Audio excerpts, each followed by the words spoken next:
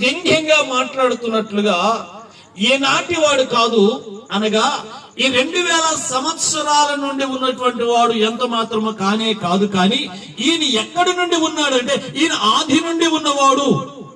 ఆమేన్, హల్లెలూయా. ఎక్కడ ఉంచున్నాడు ఈయన? ఆది నుండి ఉన్నవాడు. ఈయన ఎవరు అంటే ఆది నుండి ఉన్నవాడు, నిన్న మొన్న వచ్చిన వాడు కాదు. చరిత్ర చెప్తుంది. అందుకని ఇక్కడ యోహాను చాలా క్లియర్ గా మాట్లాడుతూ అంటున్నాడు, ఈయన ఏం చేస్తున్నాడు?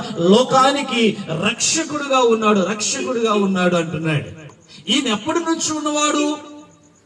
యోహాను రాసినటువంటి పత్రికలో మనం చూసినప్పుడు ఒక అద్భుతమైనటువంటి మాట అక్కడ మనం చూడగలం. చూడండి, యోహాను సువార్త 1వ అధ్యాయము, యోహాను సువార్త 1వ అధ్యాయము